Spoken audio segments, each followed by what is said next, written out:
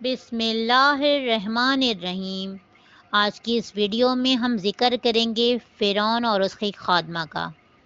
حضور اکرم صلی اللہ علیہ وسلم شب معراج میں بیت المقدس کی طرف جاتے ہوئے مصر کے قریب ایک مقام سے گزرے تو انہیں نہایت ہی اعلیٰ اور زبردست خوشبو آنے لگی۔ آپ صلی اللہ علیہ وسلم نے حضرت جبریل علیہ السلام سے پوچھا کہ یہ خوشبو کیسی ہے؟ جواب ملا کہ فرعون کی بیٹی کی باندی مشاطہ اور اس کے اولاد کی خبر سے آ رہی ہے۔ پھر جبریل علیہ السلام نے اس کا قصہ بیان کیا کہ مشاطہ فرعون کی بیٹی کی خادمہ تھی اور وہ خفیہ طور پر اسلام لا چکی تھی۔ ایک دن فرعون کی لڑکی کو کنگھا کرتے ہوئے اس کے ہاتھ سے اتفاقاً کنگھی گر پڑی۔ وہ اٹھانے لگی تو اس کی زبان سے بے ساختہ بسم اللہ نکل گیا۔ اس پر شہزادی نے کہا، تو نے آج عجیب کلمہ بولا، رب تو میرا باپ فرعون ہی ہے، تو پھر تم نے یہ کس کا نام لیا ہے؟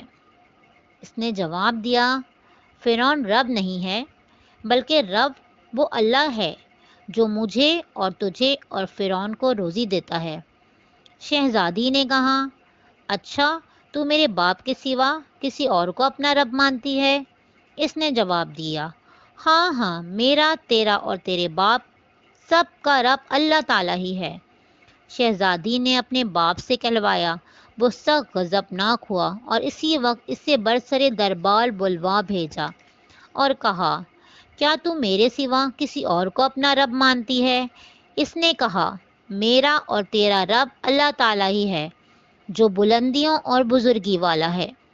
فرعون نے اسی وقت حکم دیا کہ تانبے کی جو گائے بنی ہوئی ہے اس کو خوب تپایا جائے اور جب بالکل آگ جیسی ہو جائے تو اس کے بچوں کو ایک ایک کر کے اس میں ڈال دیا جائے، آخر میں خود اسے بھی اسی میں ڈال دیا جائے۔ چنانچہ وہ گرم کی گئی۔ جب آگ جیسی ہو گئی تو حکم دیا کہ اس کے بچے کو ایک ایک کر کے اس میں ڈالنا شروع کرو۔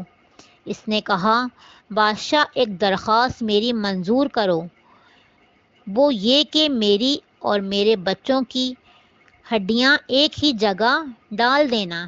اس نے کہا، اچھا، تیرے کچھ حقوق ہمارے ذمے ہیں اس لیے یہ منظور ہے۔ اس کی دونوں بچیاں اس کی آنکھوں کے سامنے اس میں ڈال دی گئیں اور وہ فوراً جل کر راکھ ہو گئے۔ پھر سب سے چھوٹے کی باری آئی جو ماں کی چھاتی سے لگا دودھ پی رہا تھا۔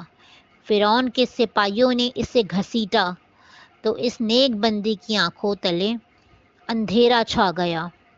اللہ تعالیٰ نے اس بچے کو اسی وقت زبان دے دی اور اس نے بآواز بلند کہا، اماں جان افسوس نہ کر، اماں جان ذرا بھی پس و پیش نہ کرو، حق پر جان دینا سب سے بڑی نیکی ہے۔ چنانچہ انہیں صبر آ گیا۔ اس بچے کو بھی اسی آگ میں ڈال دیا گیا اور آخر میں ان کی ماں کو بھی اسی آگ میں جلا کر مار دیا گیا۔ یہ خوشبو کی مہکیں اسی کے جنتی محل سے آ رہی ہیں، سبحان اللہ۔